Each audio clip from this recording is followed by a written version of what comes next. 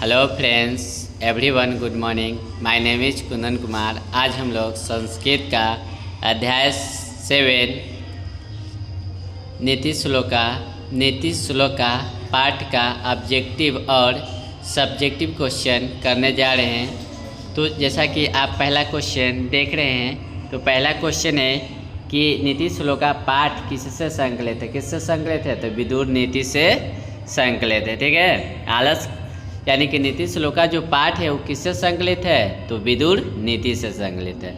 नीति श्लोका पाठ किस ग्रंथ से लिया गया है? तो नीति श्लोका जो पाठ है वो किस ग्रंथ से लिया गया है? तो वह महाभारत से लिया गया है। कहाँ से लिया गया है? महाभारत से लिया गया है। ठीक है, नीति श्लोका पाठ के रचनाकार कौन है?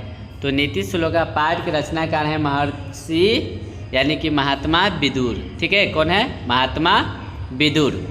नीति श्लोका पाठ में कितने श्लोक हैं? नीति श्लोका पाठ में कितने श्लोक हैं? 10 श्लोक हैं। ठीक है, उसके बाद देखिए कि विदुर किसके प्रश्नों का उत्तर देते हैं। विदुर जो है, महात्मा विदुर, वो किसके प्रश्नों का उत्तर देते हैं? तो धृतराष्ट्र एक राजा है हस्तिनापुर का, जिसका ये प्रश्न का उत्तर देते हैं। ठीक है, यहाँ पे है कि महात्मा विदुर कौन था? तो महात्मा विदुर क्या था? मंत्री था। और धृतराष्ट्र क्या था? तो राजा था। ठीक है, कैसे पुरुष सभी जगह सुलभ होते हैं? कैसे पुरुष सभी जगह सुलभ होते हैं? तो प्रियवादी पुरुष जो होता है वो सभी जगह सुलभ होते हैं। बिना बुलाए कौन आता है? तो बिना बुलाए मूर्ख आता है। कौन आता है? मूर्ख आता है। ठीक है, सभी जीवों के सत्य को जानने वाला कौन है? तो सभी जीवों के सत्य को जानने वाला पंडित होता है। कौन होता है? पंडित होता है। ठीक है, इसके बाद है कि बिना पूछे बोलने वाला कौन होता है? बिना पूछे ही बोलने लगता है, बक बक करने लगता है। कौन? तो वो होता है मूर्ख। मूर्ख जो होता है बिना बोले अधिक से अधिक बोलना चालू कर देगा। उससे ना भी बात किया जाए फिर भी वह बोलना स्टार्ट कर देता। ठीक है, तो काम क्रोध और लोभ किसके द्वार है? काम क्रोध और लोभ किसके द्वार है? तो नरक जाने के 3 द्वार बताया गया था। तो ये है नरक के 3 द्वार। ठीक है, उसके बाद है धर्म की रक्षा किससे होती है? धर्म की रक्षा सत्य से होती है। किससे होती है? तो सत्य से। सत्य से किसकी रक्षा होती है? धर्म की रक्षा होती है। नरक के कितने द्वार हैं? तो नरक के कितने द्वार हैं? तो नरक का 3 द्वार है, काम क्रोध और लोभ है। ठीक है, सुख किसे कहा गया? सुख किसे कहा गया है? तो सुख अहिंसा को कहा गया है। किसको कहा गया है? अहिंसा को कहा गया है। कुल या वंश की रक्षा किससे होती है? तो कुल या वंश की रक्षा होती है चरित्र से। चरित्र से मतलब कि अच्छा आचरण से। ठीक है, अब ये नहीं कि खराब आचरण करेंगे तो उससे हमारे खानदान की रक्षा होगा, नहीं, उससे क्या होगा? खानदान का नाम खराब होगा। ठीक है, तो यहाँ पे अगला प्रश्न है कि कौन सबसे श्रेष्ठ है? तो कौन सबसे श्रेष्ठ है? तो धर्म जो है वह सबसे श्रेष्ठ है। तो दोष कितने हैं? आलस यानी कि नीति श्लोका पाठ में कितने दोष हैं? तो दोष हैं 6। कितने? 6। घर की लक्ष्मी कौन है? घर की लक्ष्मी कौन है? तो घर की लक्ष्मी स्त्रियां हैं। कौन है? स्त्रियां हैं। पराक्रम से किसका नाश होता है? पराक्रम से किसका नाश होता है? तो अनर्थ का नाश होता है। ठीक है, इसके बाद है सुंदर आचरण से किसका नाश होता है? सुंदर आचरण से कुलक्षण का नाश होता है। किसका? कुलक्षण का नाश होता है। ठीक है, सुंदर आचरण से किसका नाश होगा? तो कुलक्षण का। किसकी रक्षा विशेष रूप से होनी चाहिए? किसकी रक्षा विशेष रूप से होनी चाहिए? तो स्त्रिया का। ठीक है, धृतराष्ट्र किसके प्रश्न का उत्तर यानी कि धृतराष्ट्र किससे प्रश्न उत्तर करता है यानी प्रश्न करते हैं? तो महात्मा विदुर से वह प्रश्न करते हैं। कौन? धृतराष्ट्र। उत्तम शांति क्या है? तो उत्तम शांति क्या है? क्षमा है। ठीक है, जब क्या है कि सामने वाला व्यक्ति जब ज़्यादा गुस्सा में रहता है यानी कि ज़्यादा खिस में रहता है, तो वहाँ पे अगर क्षमा मांग लिया जाए तो क्षमा मांगने से क्या होता है कि सामने वाला व्यक्ति का क्रोध शांत हो जाता है। ठीक है, नराधम किस पर विश्वास करता है? नराधम जो है वह किस पर विश्वास करता है? तो अविश्वासी लोग पर विश्वास करेगा। कौन? नराधम यानी कि मूर्ख है। ठीक है, विद्या से किसकी रक्षा होती है? तो विद्या से योग की रक्षा होती है। विद्या से योग की रक्षा होती है। सभी प्राणियों को जानने वाला कौन होता है? तो सभी प्राणियों को जानने वाला कौन होता है? पंडित होता है। ठीक, अंग्रेजिया उपटन से किसकी रक्षा होती है? तो रूप की रक्षा होती है। किसकी रक्षा होती है? रूप की रक्षा होती है। ठीक है, इसके बाद है प्रकृति की इच्छा रखने वाले मनुष्यों को कितने दोषों को त्याग कर देना चाहिए। तो प्रकृति की इच्छा रखने वाले मनुष्यों को 6 दोषों का त्याग कर देना चाहिए। तो यहाँ पे हमारा ऑब्जेक्टिव क्वेश्चन समाप्त होता है। अब हम लोग सब्जेक्टिव क्वेश्चन की ओर चलेंगे। किसकी ओर चलेंगे? सब्जेक्टिव क्वेश्चन की ओर। तो यहाँ पे देखिए सब्जेक्टिव क्वेश्चन में पहला है कि नीति श्लोका पाठ के आधार पर स्त्रियों की क्या विशेषता है। नीति श्लोका पाठ के आधार पर स्त्रियों की क्या विशेषता है। तो नीति श्लोका, ठीक है, नीति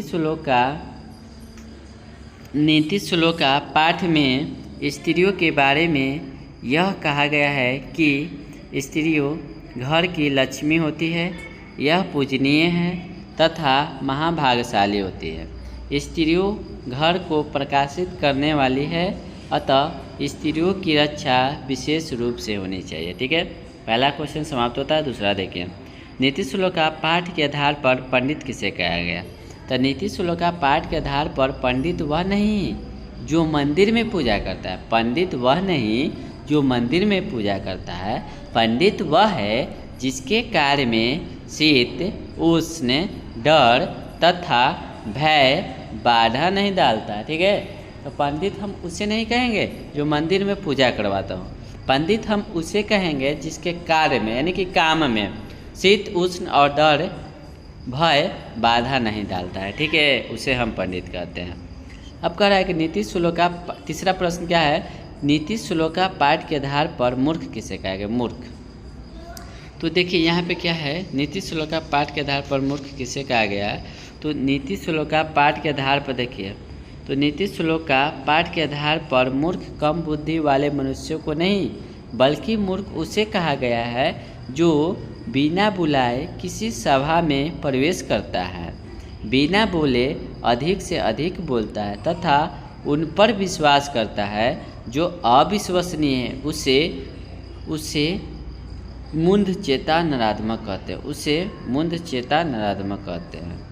ठीक है, उस मनुष्य को क्या कहेंगे, मूढ़ चेता नराधमक कहेंगे। ठीक है, उस मनुष्य को क्या कहा जाएगा, तो मूढ़ चेता नराधमक कहा जाएगा। ठीक है, उसके बाद देखिए यहाँ पे है कि नीति श्लोका पाठ के आधार पर मनुष्य के 6 दोषों का हिंदी में वर्णन करें। तो नीति श्लोका पाठ के आधार पर मनुष्य के 6 दोष निद्रा, तंद्रा, भय, क्रोध, आलस तथा दीर्घसूत्रता है। निद्रा के कारण कोई भी काम ठीक से नहीं हो पाता है। तंद्रा के कारण काम समय पर नहीं हो पाता है। भय के कारण काम शुरू भी नहीं हो पाता है। क्रोध के कारण बना काम भी बिगड़ जाता है। आलस के कारण अधूरा काम रह जाता है। ठीक है, काम क्या रह जाता है, अधूरा। और दीर्घसूत्रता के कारण क्या होता है कि जिसमें समय कम लगना चाहिए उसमें अधिक समय लगता है। तो दीर्घसूत्रता के कारण काम में बहुत अधिक समय लगता है। ठीक है, 5वां है कि नरक जाने के कितने द्वार हैं, सभी के नाम लिखे। तो यहाँ पे नरक जाने के कितने द्वार हैं, तो नरक जाने के 3 द्वार होते हैं। नरक जाने के 3 द्वार होते हैं, काम, क्रोध तथा लोभ। उन्नति की इच्छा रखने वाले मनुष्य को इन तीनों दोषों को त्याग कर देना चाहिए। ठीक है, यहाँ पे हमारा 5वां प्रश्न खत्म होता है। अगला 6ठा, किससे किसकी रक्षा होती है, 3 वाक्य में उत्तर दे। किससे किसकी रक्षा होती है, 3 वाक्य में उत्तर दे। सत्य से धर्म की रक्षा होती है। सत्य से धर्म की रक्षा होती है। धर्म की रक्षा किससे होती है, तो सत्य से होती है। परिश्रम से विद्या की रक्षा होती है। परिश्रम से किसकी रक्षा होगा, विद्या की। तो विद्या की रक्षा किससे होती है, तो परिश्रम से। परिश्रम करते हैं तभी विद्या प्राप्त होती है। ठीक है, इसके बाद श्रृंगार से किसकी रक्षा होती है, तो रूप की रक्षा होती है। जब तक श्रृंगार नहीं होगा, जब तक रूप की रक्षा होगा, रूप अच्छा नहीं लगेगा। देखिए, इसलिए श्रृंगार से ही रूप की रक्षा होती है, चमकने लगता है। देखिए, उसी तरह अच्छे आचरण से खानदान की रक्षा होती है। अच्छा आचरण रहेगा तो खानदान की रक्षा होती है। ठीक है, खानदान मतलब क्या, वंश। ठीक है, तो नीति श्लोका पाठ से हमें क्या शिक्षा मिलती है। लास्ट क्वेश्चन है कि नीति श्लोका पाठ से हमें क्या शिक्षा मिलती है। तो नीति श्लोका पाठ से हमें यह शिक्षा मिलती है कि अच्छे से यानी कि अच्छे आचरण से बुरे आचरण को समाप्त कर सकते हैं। काम, क्रोध, लोभ को छोड़कर नरक जाने से बच सकते हैं। धन्यवाद। हमारा वीडियो यहाँ पर समाप्त होता है। लाइक करें, सब्सक्राइब करें और बेल आइकन को दबा लें।